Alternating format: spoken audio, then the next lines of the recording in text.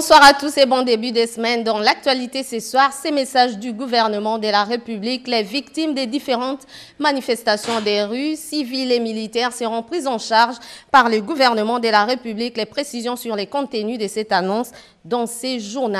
Rien que la ville de Kinshasa l'en compte près de 34% des écoles du pays et dans ces cas, envisager la reprise des cours renvoie à la désinfection de ces écoles. Comment les gouvernements comptent-ils s'y prendre? La réponse vous sera donnée dans quelques instants dans ces journaux.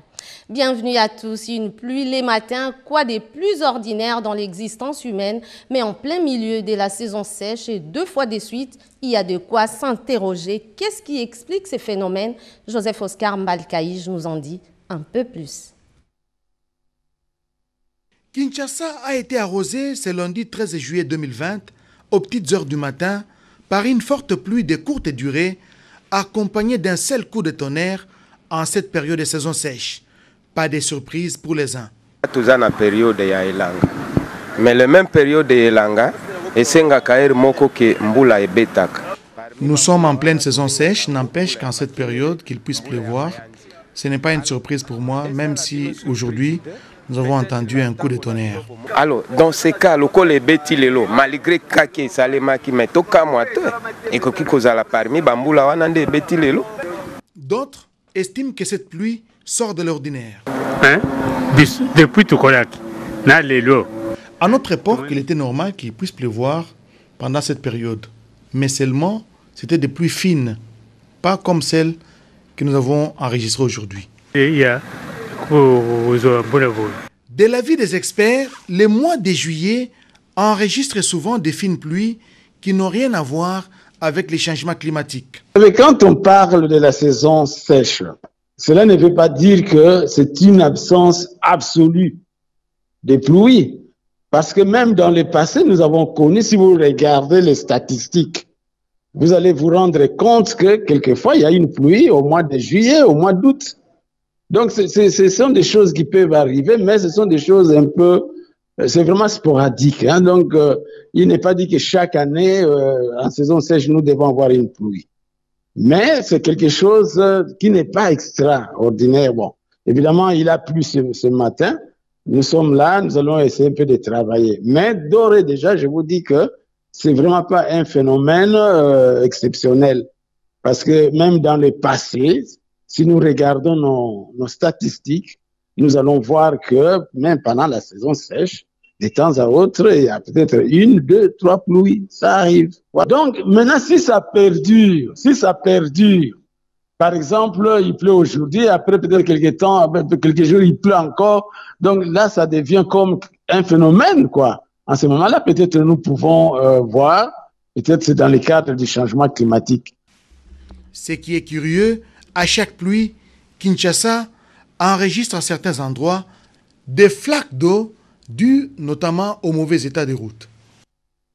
Le gouvernement de la République est formel. Les marches publiques sont interdites sur l'ensemble du territoire national et les contrevenants vont s'exposer à la rigueur de la loi. Le vice-premier ministre, ministre de l'Intérieur et Sécurité, Gilbert Kankonde Malamba, a présidé hier une réunion de sécurité pour un rappel à l'ordre. On l'écoute au micro de nos reporters.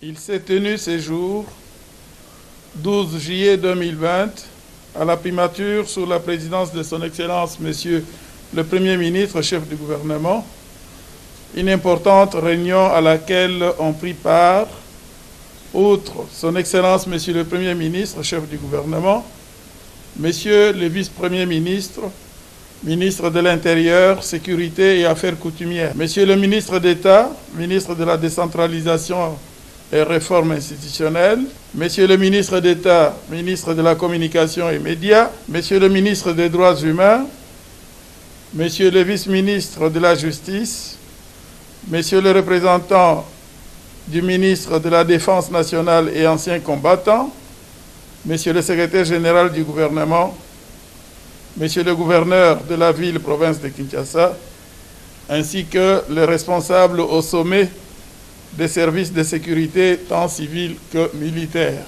2 points figuraient à l'ordre du jour, à savoir l'évaluation des marches du 9 juillet 2020 et les manifestations publiques projetées demain 13 juillet 2020 par des partis politiques et autres organisations de la société civile. À l'issue de cette réunion, il a été décidé ce qui suit. En ce qui concerne les marches du 9 juillet dernier, les participants ont condamné fermement ces marches organisées en violation de l'état d'urgence décrété par son Excellence, Monsieur le Président de la République, chef de l'État, ainsi que les violences ayant conduit à des pertes en vie humaines et aux dégradations des biens publics et privés. Ils ont réitéré la décision du Conseil des ministres du 10 juillet 2020 de traduire les auteurs de ces actes ainsi que leurs commanditaires devant la justice pour qu'ils répondent de leurs faits. Pour ce qui est des manifestations publiques projetées demain 13 juillet 2020, il réaffirme qu'il est formellement interdit à travers tout le pays d'organiser des manifestations publiques pour quelque motif que ce soit pendant cette période d'état d'urgence décrété par son Excellence, Monsieur le Président de la République, chef de l'État, tel que prorogé à ce jour par le Parlement de la République. La population est dès lors invitée à ne pas céder à toute forme de manipulation l'incitant à manifester dans la rue en violation de l'état d'urgence en vigueur.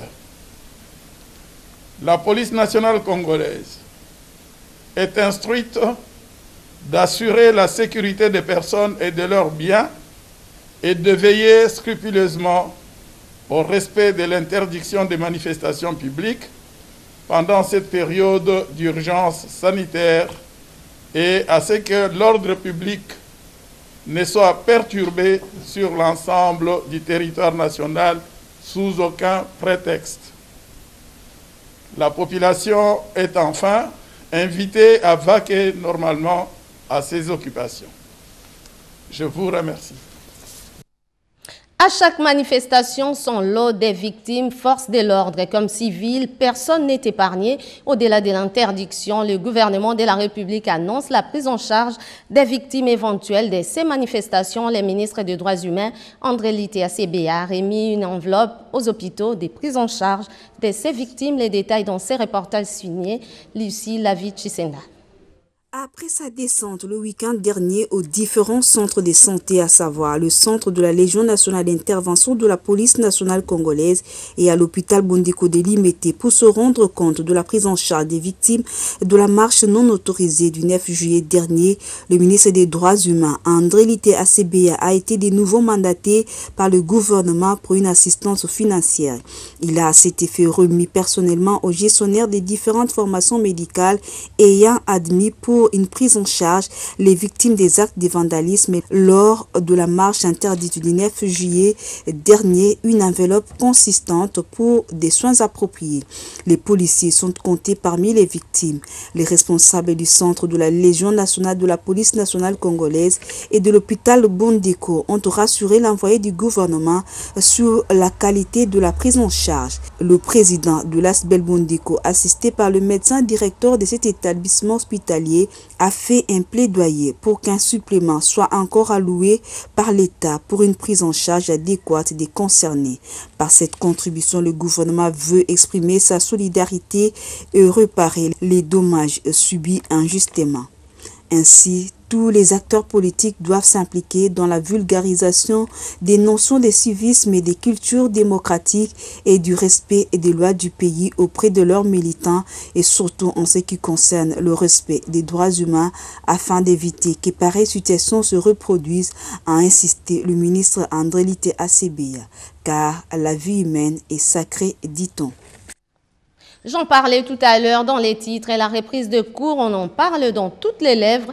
Quand, comment? Deux questions majeures pour rassurer parents, élèves et enseignants. Les ministères de l'enseignement primaire, secondaire et technique a organisé une réunion pour envisager la désinfection des écoles sur toute l'étendue du territoire national et compte rendu dans ces reportages de Bobette et Ngali Samba. C'est fait, le ministre de l'Environnement et Développement durable, Claude Nyamugabo Baziboué, saisit officiellement le ministre d'État, ministre de l'EPST, Willy Bakonga Willima, pour insérer dans le programme national d'éducation en RDC des cours sur la gestion et la protection de l'environnement. Ces domaines traitant des questions transversales et omniprésentes doivent être connus des enfants et intériorisés dès le bas âge à l'école.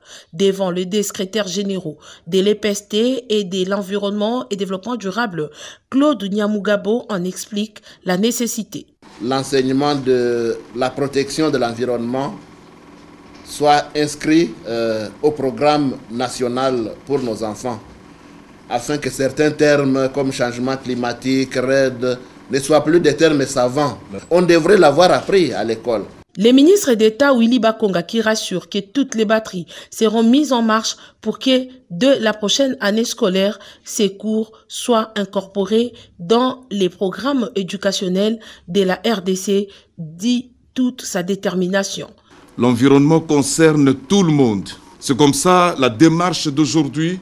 Le ministre de l'Environnement est venu nous voir pour qu'à notre niveau, nous puissions quand même insérer cette matière très importante dans le programme de l'enseignement national. Et retenez tout de même que ces deux détails restent importants comme préalable, à savoir les aspects techniques et financiers, car il faut trouver une place de choix dans les programmes pour insérer les cours, disposer de manuels et matériel didactique, puis former les enseignants. Retenez également que le 25 mars 2020, le président de la République a signé des ordonnances portant attribution des ministères et ces jours, il est question de se pencher sur l'élaboration, la gestion et la vulgarisation des matières relatives à la protection et gestion de l'environnement.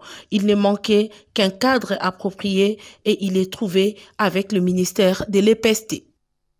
Un coup dur dans la mobilisation des recettes, la crise sanitaire impacte sur les trésors publics après les postes frontières de Lufutoto. Le directeur général intérimaire de la Direction générale des douanes et accises, Jean-Baptiste Kongolo Kabila Mouchi, s'est rendu à Matadi. C'est un commentaire d'Eric Nzuzilo et Amayawel. C'est une itinérance qui a commencé par Lufu et Matadi au Congo central pour se boucler par Boma, ville portuaire qui a vu également ses activités économiques ralentir à cause des impacts négatifs du Covid-19. Civilité à la mairie, la mission d'inspection conduite par Jean-Baptiste Kongolo Kabila Mouchi organise des rencontres pour recueillir les avis des uns et des autres, une approche pédagogique auprès des fonctionnaires des différents services, ceux de la douane et autres commissionnaires.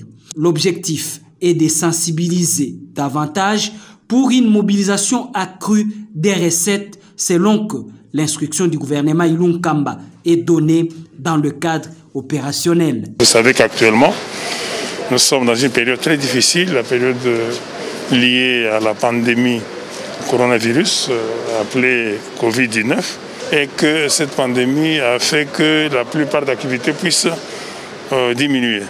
Mais nous devons, en fonction des moyens dont nous disposons, en fonction de l'activité au niveau où elle se trouve, être en mesure de pouvoir voir si nous pouvons mobiliser toutes les énergies nécessaires en vue d'apporter quelque chose qui pourrait contribuer au progrès social. Des difficultés, on notera le manque d'infrastructures fiables pour exécuter les opérations de déclaration des marchandises, une doléance prise en compte par la mission. Sur le plan sanitaire, c'est l'inauguration d'un centre médical sur place à Boma, réalisé sur fonds propres pour une meilleure prise en charge des cadres et agents ainsi que de leurs dépendants. Ce geste a été apprécié à sa juste valeur en cette période où le pays fait face à la pandémie du Covid-19. Des retours à Matadi, le directeur général par intérim de l'administration douanière et président du cadre opérationnel s'est vu entouré par des chefs coutumiers de cette ville pour assurer leur soutien et accompagnement au directeur général Jean-Baptiste Kongolo pendant son intérim. Justement, face à cette crise à impact économique néfaste, la ministre de l'économie nationale, Acacia Bandoubola Mbongo, tient au respect de la structure des prix sur les marchés. Des inspecteurs ont reçu comme mission vérifier le respect de la structure des prix. C'est un reportage signé Anim Balaka et Guy Blaise Kitiki. C'est un contrôle économique ciblé qui vient d'être lancé par la ministre de l'économie nationale ce jeudi 9 juillet 2020 au Salon Rouge de l'hôtel du gouvernement. Entouré du vice-ministre Didier Okito et du secrétaire général Célestin Tuité, la patronne de l'économie nationale, Acacia Bandoubola Mbongo, a été claire et précise sur les résultats attendus de ce deuxième contrôle qui se veut efficace, avec pour mission ultime vérification de baisse effective des prix à la suite des mesures sur la levée de la TVA. Nous sommes en train de vérifier la structure de prix des produits qui sont sur le marché, mais aussi la vérification de l'affichage de prix. Mais dans tout ça, ce qui est important, c'est l'efficacité, c'est l'abnégation, mais c'est aussi le résultat que nous attendons de ces inspecteurs sur le marché. Nous ne sommes pas là pour tracasser les opérateurs économiques, mais nous devons, au-delà de tout, contrôler les prix appliqués sur le marché pour juguler ces temps difficiles que nous sommes en train de traverser dû à la Covid-19. Les opérateurs économiques sont en train d'appliquer à la lettre cette mesure prise par le gouvernement. Sinon, pour les opérateurs véreux qui pénalisent les consommateurs finaux, trouveront la rigueur de la loi. Acacia Bandoubola Mbongo appelle les inspecteurs au patriotisme, à l'abnégation, la sincérité et au professionnalisme pour obtenir des résultats escomptés. Entre-temps, l'effet Acacia s'est fait sentir sur le marché congolais. Malgré l'inflation du dollar, le prix de plusieurs denrées alimentaires continue à baisser sur le marché. Le peuple congolais doit acheter à moindre coût. Telle est la volonté du chef de l'État Félix Antoine Tshisekedi Tshilombo, qui met le peuple congolais au centre de ses actions. La République démocratique du Congo et la Belgique, une histoire commune qui a connu plus de périodes de turbulences que de moments apaisés. Avec la nouvelle diplomatie imprimée par le chef de l'État, Félix-Antoine Tshisekedi Tshilombo, l'on assiste à une normalisation des relations entre les deux États. C'est un dossier signé Érudis Kitoutoumodiri. Congo-Belge était le nom porté par le territoire de l'actuelle République démocratique du Congo entre le 15 novembre 1908, fin de l'État indépendant du Congo, possession personnelle pendant 23 ans du roi de Belge Léopold II et l'accession à l'indépendance congolaise le 30 juin 1960. Pendant les 52 ans de la période coloniale, le Congo belge fut géré de Bruxelles, mais avec son armée, la force publique sous l'autorité d'un gouverneur général. Au lendemain de la proclamation de l'indépendance, le Congo et la Belgique ont eu des relations tantôt apaisées, tantôt troubles. Le pays a connu des sécessions et des rébellions soutenues par la Belgique. Avec la mort de Lumumba, la Belgique s'imaginait que la température pouvait baisser d'un cran. Non. Et voici que la Belgique prend une autre option, celle de ne pas balkaniser le Congo, mais de créer de sources de tension ci et là. La Belgique ne voulait pas, comme prétendent d'aucuns, qu'elle voulait la balkanisation ou la division du Congo. Non, c'était pour empêcher au pouvoir central de pouvoir détenir le moyen de sa politique et faire avancer les choses. Et par la suite, c'est le colonel Mobutu qui, avec d'abord le commissaire généraux et par la suite en 65 prend le pouvoir. Tout au début, les choses semblaient aller pour les deux entités territoriales. Mais il arrive à un moment donné que Mobutu ne communie plus au même calice que la Belgique. Et c'est le fameux contentieux belgo-congolais. Et voici qu'arrive M. Laurent Désiré Kabila, paix à son âme, qui, une fois de plus, n'est pas tout à fait d'accord avec pas seulement le comportement de la Belgique vis-à-vis du Congo, parce qu'il estimait, lui, qu'il y avait beaucoup trop d'ingérence dans les affaires congolaises. Et quand l'avènement de Laurent Désiré Kabila prend fin, c'est le président Joseph Kabila qui succède et prend le relais. Mais ici, il remet en sellette les relations belgo-congolaises tout au début et il fait de son mieux pour que les relations avec, pas seulement la Belgique, avec le monde occidental puissent reprendre d'un bel élan. Mais c'est par la suite que les choses, une fois de plus, s'égattent, tout simplement parce que le président Joseph Kabila Kabange a tout simplement réalisé qu'il y avait une note quelque peu de mauvaise foi qui dénotait du côté de la Belgique. Et voici qu'une fois de plus, il y a un froid qui s'installe. Et après le président Joseph Kabila, c'est le président Félix-Antoine Tshisekedi au pouvoir aujourd'hui qui reprend une fois de plus bâton de commandement en sa qualité de premier diplomate de la République. Et nous réalisons que la maison Schengen, entre guillemets, le dossier lancinant et sempiternel, a fini par être déterré et une solution est quelque peu trouvée, quoique palliative. La Belgique est plus ou moins jusque-là en odeur de sainteté avec la République démocratique du Congo. La normalisation entre la Belgique et la République démocratique du Congo sur le plan des relations diplomatiques, de la coopération militaire et de la coopération au développement est en marche après qu'elle eut été interrompue. Une volonté de part et d'autre de tourner la page, ce après la visite officielle en Belgique de Félix-Antoine Tshisekedi Tshilombo en septembre 2019. Ces passés lourds entre la République démocratique du Congo et la Belgique restent dans la mémoire collective. Certains Congolais, victimes directes ou indirectes des actes qualifiés de crimes de la part de la métropole, exigent aujourd'hui réparation. Suivez. Bon, en lingala, un proverbe qui dit piétine-le et puis demande pardon. C'est tout dire.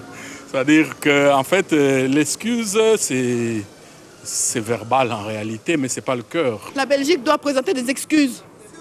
La Belgique doit beaucoup au Congo. Le Congolais aime la Belgique, mais la Belgique ne sait pas comment aimer le Congolais. Donc l'État belge doit arrêter l'hypocrisie. Je répète encore, je supporte encore, vaut mieux la sincérité du piment que l'hypocrisie du sucre. Je pourrais tout simplement vous dire que les excuses de la Belgique, évidemment, nous en avons besoin. Et la Belgique doit s'excuser. Nous comprenons qu'il s'agit bien des excuses collectives et non des excuses personnelles. Et au-delà des excuses, il faudrait bien que la Belgique pense à la réparation. Parce qu'il y a eu des crimes. Et, bon, voilà, des actes que l'on qualifierait aujourd'hui des crimes contre l'humanité. Longtemps abandonnée, la ferme Mabana va bientôt reprendre ses activités agro-pastorales dans les plateaux des Batéké. Les ministres de la Défense nationale et des anciens combattants Emengo Imoukenalu Sadissé s'est rendu sur place, nous dit Félix Zaloumeti Dandou.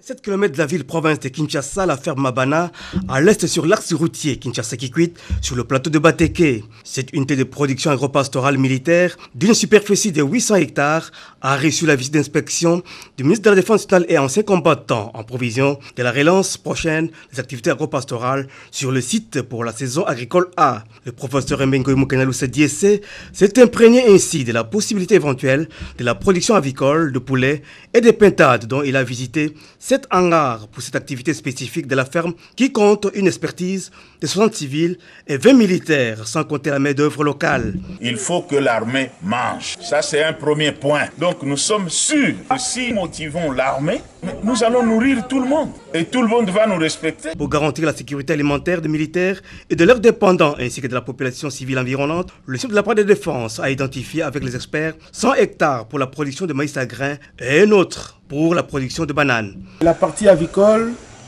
a 7 bâtiments de 40 mètres sur 8.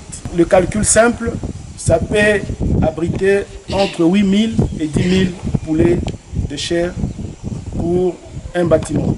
A noter que ce projet s'inscrit dans le cadre de l'industrie agro-pastorale alimentaire militaire initiée par son génie créateur à son avènement au ministère de la Défense nationale et anciens combattants. Nous recevons sur ces plateaux la porte-parole adjointe du chef de l'État, Tina Salama, pour une communication importante. Bonsoir, Madame Tina Salama. Bonsoir, Madame Yvette. Oui, pouvez-vous nous livrer les contenus de ces messages? Avec plaisir. Ordonnance numéro 20/062 du 1er juillet 2020 portant création, organisation et fonctionnement d'un service spécialisé au sein du cabinet du chef de l'État dénommé la Réserve stratégique générale.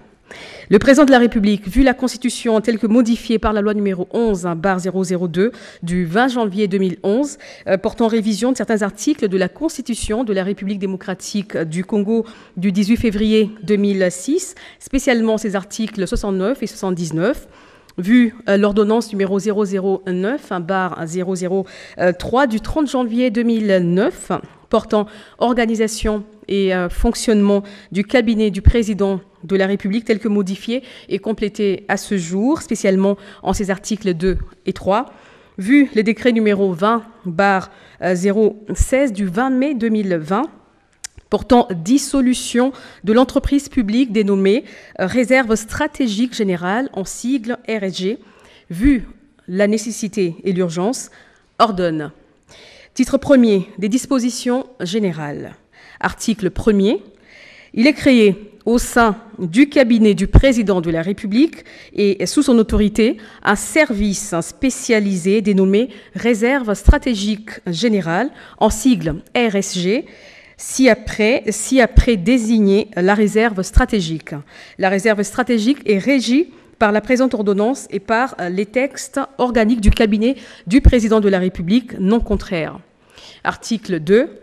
La réserve stratégique a son siège à Kinshasa et exerce ses activités sur toute l'étendue du territoire national. Il peut être établi à la demande du coordonnateur et par décision du directeur du cabinet du président de la République, des antennes provinciales et des bureaux locaux de la réserve stratégique en tout autre lieu de la République démocratique du Congo. Article 3. La réserve stratégique est chargée notamment de la promotion du développement et de la mise en œuvre de la vision du président de la République dans les secteurs agro-pastoral, industriel, commercial et social, en particulier en matière des produits dits stratégiques. À ce titre, et sans limitation, elle détermine le cadre de cette vision, le projet y afférent, le lancement, le suivi et le contrôle de qualité des études et des travaux de chaque phase du projet, la sélection des divers partenaires pouvant concourir à sa mise en œuvre. Pour ce faire, la réserve stratégique a notamment pour mission de 1. Étudier, analyser et évaluer toute question lui soumise par le président de la République en rapport avec les secteurs susvisés et des produits stratégiques. Proposer à ce dernier toute stratégie, tout programme, toute mesure ou solution appropriée sur la question. Assurer le suivi et le contrôle des décisions prises par le président de la République en rapport avec ces matières. Tenir un fichier constituant une banque de données techniques sur les produits stratégiques. 3. 2. Constituer des réserves des produits stratégiques par la production et ou l'achat en vue de permettre à l'État de faire face à des situations de crise, de pénurie, de calamités, des calamités naturelles et des catastrophes. 3. Assurer ou promouvoir la production agro-pastorale et industrielle des produits de première nécessité. 4.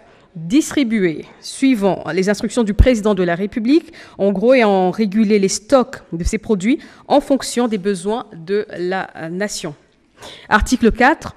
Dans l'accomplissement de sa mission, la réserve stratégique collabore avec le gouvernement, les services spécialisés au sein de la présidence de la République, ainsi que les institutions, organismes, associations, partenaires, personnes physiques opérant au niveau local et international, avec des missions similaires ou intervenant dans le champ de ses activités. Article 5. La réserve stratégique est placée sous l'autorité directe du président de la République, de qui il reçoit les orientations, directives et instructions, et à qui il rend compte de sa mission. Il tient le directeur du cabinet du président de la République informé de ses activités par un rapport trimestriel. Les membres de la réserve stratégique sont tenus à la déontologie et au régime disciplinaire du cabinet du président de la République. Titre 2. Des structures, de l'organisation et du fonctionnement de la réserve stratégique. Chapitre 1er, des structures. Article 5. La réserve stratégique fonctionne avec les organes suivants: le comité de pilotage, la coordination, les directions et antennes. Section 1er, comité de pilotage. Article 6. Le comité de pilotage est l'organe d'orientation et de surveillance chargé d'assurer le suivi permanent de l'exécution de la mission de la réserve stratégique. À ce titre, il est chargé notamment d'assurer le respect strict de la lettre et de l'esprit de la mission confiée à la réserve stratégique, de veiller à l'atteinte de ses objectifs, des objectifs de celle-ci, d'approuver le plan de travail, la feuille des routes des activités de cette dernière, son budget et d'assurer de leur mise en œuvre. Article 7. Le comité de pilotage est composé des 2 délégués du cabinet du président de la République, de membres de la coordination de la réserve stratégique, d'un délégué de la primature, d'un délégué de chacun des ministères suivants: budget, finances, agriculture, pêche et élevage. D'autres intervenants peuvent être invités à des réunions du comité de pilotage si les circonstances l'exigent. Le comité de pilotage est présidé par le président de la République ou son délégué. Les rôles des autres membres du comité de pilotage sont déterminés dans un cahier des charges à élaborer par le directeur de cabinet du président de la République. Il délibère à la majorité de membres présents ou représentés la liste des présences et le procès-verbal de la réunion faisant foi. Pour leur participation aux réunions du comité de pilotage, les membres de celui-ci ont droit à une collation dont le montant est fixé par le directeur de cabinet du président de la République. Section 2, coordination. Article 8. La réserve stratégique est dirigée par un coordonnateur assisté de 3 coordonnateurs adjoints qui forment tous ensemble la coordination. La coordination exécute les missions de la réserve stratégique suivant les orientations arrêtées par le comité de pilotage et la stratégie proposée par les différentes directions. Elle se réunit au moins une fois par semaine et aussi souvent que l'exige l'intérêt du Conseil, sur convocation et sous la présidence du coordonnateur qui en fixe l'ordre du jour. Le coordonnateur et les coordonnateurs adjoints sont nommés et, le cas échéant, relevés de leurs fonctions par le président de la République. Les directions assistent à la coordination dans l'accomplissement de ces missions. Article 9. Les coordonnateurs assurent la direction, organisent et supervisent l'ensemble des activités de la réserve stratégique et rendent compte de l'activité de la coordination directement au président de la République par voie, selon le cas, des notes, d'avis ou des rapports. Il leur présente sur le plan juridique la réserve stratégique dans ses rapports avec les tiers. Il la rend de conseiller spécial du chef de l'État et est soumis au régime administratif et rémunératoire, au même régime de déontologie et de discipline que le conseiller spécial du président de la République.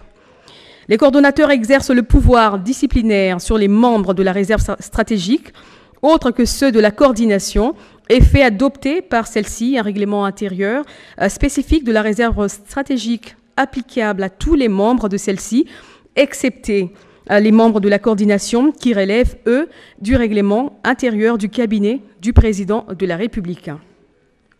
Il ordonne, dans la limite des crédits budgétaires et dans les stricts respects de la réglementation budgétaire, les dépenses de la réserve stratégique et surveille la comptabilité. Il statue par voie de circulaire. Les coordonnateurs disposent d'un bureau restreint composé d'un assistant, d'un secrétaire particulier, d'un chauffeur et d'un garde du corps. Article 10. Les coordonnateurs adjoints assistent le coordonnateur et assument son intérim en cas d'absence ou d'empêchement par ordre de préséance dans l'acte de nomination.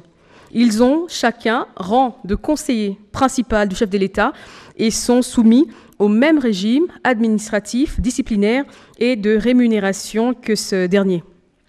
Ils sont chargés respectivement des questions opérationnelles, techniques, administratives et financières et exécutent toute autre mission que peut leur confier le coordonnateur. Ils disposent chacun d'un bureau restreint comprenant un assistant, un chauffeur et un agent de sécurité. Section 2, les directions et antennes de la réserve stratégique. Article 11, la réserve stratégique fonctionne avec des directions techniques centrales, des antennes provinciales et, le cas échéant, des bureaux locaux qui sont implantés à travers la République. Le nombre, la composition, les attributions et le fonctionnement des structures visées à l'alinéa précédent sont déterminés dans un règlement intérieur que la coordination de la réserve stratégique soumettra en ayant 30 jours à compter de la signature de la présente ordonnance à la signature du directeur de cabinet du président de la République qui fixera par voie de décision. Section 3, du personnel. Article 12. Le personnel administratif de la réserve stratégique comprend les cadres et agents ayant appartenu à l'ancienne réserve stratégique générale en tant qu'entreprise publique, conformément à la réglementation en vigueur régissant la substitution d'employeurs pour cause de transformation. Ce personnel sera régi selon les catégories par les textes organiques du cabinet du président de la République et toutefois, la réserve stratégique peut aussi, en cas de besoin, employer un personnel qualifié, recruté suivant les procédures transparentes et non discriminatoires, lequel personnel sera régi soit par le Code du travail, soit par un contrat de consultance. Titre 2, des ressources. Article 13. Pour son fonctionnement, la réserve stratégique bénéficie d'une dotation émergente du budget de l'État.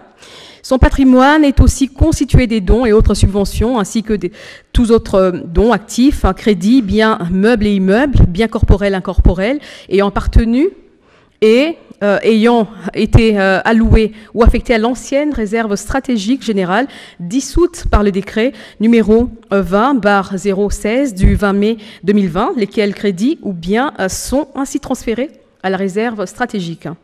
En tant que service spécialisé du cabinet du chef de l'État, en même temps que les obligations de l'ancienne réserve stratégique. Dans un délai de 3 mois à compter de l'entrée en vigueur de la présente ordonnance, la réserve stratégique devra dresser l'état de la situation de ses ressources qui pourront s'accroître de tout autre bien ou fonds mis à sa disposition pour son fonctionnement. Titre 4. Des dispositions abrogatoires et finales. Article 14. Sont abrogées toutes les dispositions antérieures contraires à la présente ordonnance. Article 12. Le directeur de cabinet du président de la République est chargé de l'exécution de la présente ordonnance qui entre en vigueur à la date de sa signature, faite à Kinshasa le 1er juillet 2020, Félix-Antoine Tshisekedi Tshilombo, pour copie certifiée conforme à l'original, 1er juillet 2020, le cabinet du président de la République, professeur Dr Désiré Cachemire Kolongué-Lébéran, directeur AI. Ordonnance numéro 20/1063 du 1er juillet 2020 portant nomination des membres de la coordination de la réserve stratégique générale en sigle RSG. Le président de la République, vu la Constitution telle que modifiée par la loi numéro 11/002 du 20 janvier 2011, portant révision de certains articles de la Constitution de la République démocratique du Congo du 18 février 2006, spécialement ses articles 69 et 79, vu l'ordonnance numéro 09/003 du 30 janvier 2009 portant organisation et fonctionnement du cabinet du président de la République, telle que modifiée et complétée par l'ordonnance numéro 18/093 du 14 juillet 2018 et par l'ordonnance 19/008 du 5 mars 2019, spécialement son article 3, vu l'ordonnance numéro 20/062 du 1er juillet 2020 portant création, organisation et fonctionnement d'un service spécialisé dénommé la Réserve stratégique générale en sigle RSG, spécialement ses articles 1er, 5, 8, 9 et 10. Considérant la nécessité et l'urgence, ordonne. Article 1er, sont nommés en qualité des membres de la coordination du service spécialisé au sein du cabinet du président de la République, dénommé Réserve stratégique générale, RSG, en sigle, aux fonctions en regard de leur nom, post-nom et prénom, les personnes suivantes. Madame Bidiafou Makedi Kadadi, coordonnateur. Messieurs Kizito Mouyembi Trésor, coordonnateur adjoint en charge des questions administratives et financières. 3. Messieurs Mboui Mundela Didier, coordonnateur adjoint en charge des questions techniques. 4. Messieurs Kabamba Ilunga Nestor, coordonnateur adjoint en charge des questions opérationnelles. Article 2. Sont abrogées toutes les dispositions antérieures contraires à la présente ordonnance. Article 3. Le directeur de cabinet du président de la République est chargé de l'exécution de la présente ordonnance qui entre en vigueur à la date de sa signature, faite à Kinshasa le 1er juillet 2020, Félix-Antoine Tshisekedi Tshilombo, pour copie certifiée conforme à l'original le 1er juillet 2020, le cabinet du président de la République, professeur docteur Désiré Cachemire Kolongele-Bérant, directeur de cabinet AI. Ordonnance numéro 20/069 du 9 juillet 2020 portant admission à titre posthume dans l'ordre national héros nationaux Kabila Lumumba d'un magistrat. Le président de la République, vu la Constitution telle que modifiée par la loi numéro 11/002 du 20 janvier 2011 portant révision de certains articles de la Constitution de la République démocratique du Congo du 18 février 2006, spécialement en ses articles 79 et 84, vu la loi numéro 009/002 du 5 août 2002 portant création de l'ordre national héros nationaux tel que modifié et complété par le décret-loi numéro 012/2003 du 30 mars 2003, spécialement en ses articles 2, 3, 4, 6, 7, 8 et 11, vu les décrets numéro 051-E/2003 du 30 mars 2003 portant organisation et fonctionnement de la chancellerie des ordres nationaux, spécialement son article 6, alinéa 1er, considérant les mérites de l'intéressé remarqués à travers les loyaux et éléments services rendus à la nation congolaise au sein du pouvoir judiciaire en toute fidélité et abnégation tout au long de sa carrière pour la concrétisation d'un véritable état de droit, soucieux de récompenser à titre posthume le sens élevé du respect au devoir patriotique démontré par le concerné jusqu'au sacrifice suprême de sa personne, vu la nécessité, sur proposition du chancelier des ordres nationaux, ordonne, article 1er, est admis à titre posthume dans l'ordre national héros nationaux Kabila Lumumba au grade de commandeur, messieurs Tambwe Wakaniki, matricule B001-110, magistrat du siège. Article 2. Le chancelier des ordres nationaux est chargé de l'exécution de la présente ordonnance qui entre en vigueur à la date de sa signature. Fait à Kinshasa le 9 juillet 2020, Félix-Antoine Tshisekedi Tshilombo, pour copie certifiée conforme à l'original, le 9 juillet 2020, le cabinet du président de la République, professeur Dr Désiré Cachemire Kolongele-Bérant, directeur AI. Ordonnance numéro 20/070 du 9 juillet 2020 portant admission à titre posthume dans l'ordre national héros nationaux Kabila Lumumba d'un magistrat. Le président de la République, vu la Constitution telle que modifiée par la loi numéro 11/002 du 20 janvier 2011 portant révision de certains articles de la Constitution de la République démocratique du Congo du 18 février 2006, spécialement en ses articles 79 et 84, vu la loi numéro 009/2002 du 5 août 2002 portant création de l'ordre national héros nationaux tel que modifié et complété par le décret-loi numéro 012/2003 du 30 mars 2003, spécialement en ses articles 2, 3, 4, 6, 7, 8 et 11, vu le décret numéro 051-E/2003 du 30 mars 2003 portant organisation et fonctionnement de la chancellerie des ordres nationaux, spécialement en son article 6, alinéa 1er, considérant les mérites de l'intéressé remarqués à travers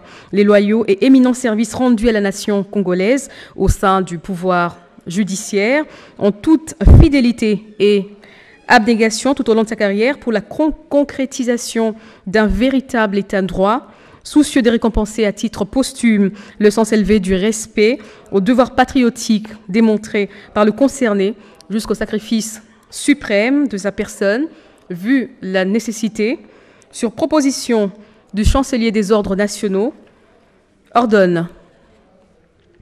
Article 1er. Est admis à titre posthume dans l'ordre national, héros nationaux, Kabila Lumumba, au grade de chevalier, messieurs Yanni Ovungu, matricule D 001 458, magistrat du siège. Article 2. Le chancelier des ordres nationaux est chargé de l'exécution de la présente ordonnance qui entre en vigueur à la date de sa signature. Fait à Kinshasa, le 9 juillet 2020, Félix-Antoine Tshisekedi Tshilombo, pour copie certifiée conforme à l'original, le 9 juillet 2020, le cabinet du président de la République, professeur docteur Désiré Cachemire Kolongele-Bérond, directeur de cabinet AI. Merci Madame Tina pour cette lecture. Poursuivant ce journal, on en parle peu, peut-être pas assez. Plusieurs actions ont été menées dans la construction des infrastructures dans les pays. Le vice-premier ministre, ministre des Infrastructures et Travaux publics, Willy Ngopos, en a fait allusion. En voici un extrait. Du vice-premier ministre Willy Ngopos pour évoquer ses actifs. Il est vrai que Willy Ngopos Sunzel a trouvé certains projets en cours d'exécution, notamment le programme d'urgence des 100 jours du chef de l'État, Félix-Antoine Tshisekedi, des projets dont certains étaient suspendus faute de financement et d'autres qui tournaient au ralenti. Après un plaidoyer au Conseil de ministres, Willy Ngopos Sunzel a reçu les fonds pour l'exécution de ses travaux. Après la visite du chef de l'État, Félix Tshisekedi, dans les différents chantiers de Kinshasa, le VPM des ITP a fait signer les structures exécutant les travaux de construction des sauts de moutons, un acte d'engagement pour favoriser la remise en confiance. Dans toutes ces réunions, le vice-premier ministre Willy Ngopos insiste auprès des entrepreneurs sur la qualité et la durabilité des infrastructures des bases en RDC. Décaissement effectué, acte d'engagement signé, l'heure est à présent à la reprise des travaux sur terrain. Déterminé à atteindre les objectifs lui assignés, le vice-premier ministre des ITP a lancé ce message fort. Je crois que notre arrivée n'apportera pas les ciels, mais nous tâcherons de quitter les sols. C'est désormais l'un des piliers au sein du Front commun pour le Congo. L'Alliance pour la bonne gouvernance vient de totaliser 3 ans d'existence. Son autorité morale, Jonathan Bialusukawata, a réitéré son attachement aux valeurs républicaines. Cédric Eninambo pour les détails. En seulement 3 ans d'existence, l'Alliance pour la bonne gouvernance se présente comme l'un des piliers de la méga-plateforme politique Front commun pour le Congo, rassemblée autour des valeurs absolues qui mettent l'intérêt communautaire au centre. Cadres et militants de ces partis ont tenu dans un format restreint suite à la crise sanitaire à célébrer cet événement et réaffirmer leur attachement aux idéaux de paix et de l'unité. C'est un parti sur lequel, en fait, tous nous devons compter et pour que nous puissions demain, le lendemain, nous souvenir de tout ce dont la population a besoin. L'autorité morale de l'ABG, Jonathan Bialusukawata, qui porte la vision politique, a tenu à remercier pour la circonstance l'autorité morale du FCC, Joseph Kabila Kabange, pour son accompagnement, ainsi que le chef de l'État, Félix-Antoine Tshisekedi, pour la confiance placée aux acteurs issus de l'ABJ qui œuvrent au sein des institutions du pays. C'est ici pour nous l'occasion de remercier celui qui a cru en nous et qui nous a fait confiance, à savoir son Excellence Joseph Kabila Kabange, président de la République honoraire et autorité morale du Front commun pour le Congo, FCC ainsi. Nous rendons hommage à son Excellence Félix Antoine Tshisekedi Tshilombo, président de la République, chef de l'État, et son Excellence Sylvestre Ilunga, Premier ministre, chef du gouvernement, qui nous ont accepté d'apporter notre expertise à servir notre peuple dans le gouvernement de la République. À noter par ailleurs la présence à cette célébration du président de l'Assemblée provinciale de Kinshasa et quelques élus et sénateurs qui ont tenu à honorer l'ABG qui affiche déjà ses ambitions pour 2023, c'est-à-dire faire de la moisson politique récoltée en 2018 un capital pour baliser l'avenir qui s'annonce radieux. Des voix s'élèvent pour remercier le chef de l'État, Félix-Antoine Tshisekedi Tshilombo, le fait d'avoir élevé le premier président de la République démocratique du Congo, Joseph Kasavubu, au rang des héros nationaux. Les notables aînés Congo regroupés autour de Jean-Claude Mavumbu l'ont dit de vive voix. Suivez. La joie de tout un peuple, de toute une nation, l'élévation de Joseph Kasavubu au rang de héros national. Notable chef coutumier, peuple Congo, les Congolais l'attendaient depuis des décennies. Le personnage que vous venez d'honorer fait partie de l'histoire de notre pays et est l'un des pères de l'indépendance. Dans votre grande vision, vous venez de récupérer Joseph Kasavubu dans les oubliettes portico-historiques de notre pays, d'où la reconnaissance de toute la nation congolaise. Désormais, vous pouvez compter davantage sur le peuple Congo, car vous avez conquis nos cœurs et assouvi notre soif, ce qui est la concrétisation des chevals de bataille, le peuple d'abord. Nous souhaitons, comme pour les autres héros nationaux, que la date anniversaire de sa mort, le 24 mars de chaque année, soit décrétée fériée, chômée et payée sur toute l'étendue du pays. Nous ne saurons terminer ce message sans pour autant remercier M. Jean-Claude Mavambu pour avoir organisé cette manifestation. C'est à l'occasion du 60e anniversaire de l'indépendance de la RDC que Félix Tshisekedi a honoré la mémoire de Joseph Kasavubu. Les habitants du Congo central invitent le chef de l'État dans leur province pour le remercier de vive voix. À Matadi, Jean-Claude Mavambu a hissé de banderoles de remerciement à Félix Tshisekedi. C'est la fin de ce journal réalisé par Ignace Chibangwe Simon Kankolongo. Madame, Messieurs, merci à vous de l'avoir suivi. Vous suivrez après ce journal en page spéciale les actions menées par le vice-premier ministre, ministre des Infrastructures et Travaux publics, Willy Ngopos. Excellente soirée sur nos antennes. Au revoir.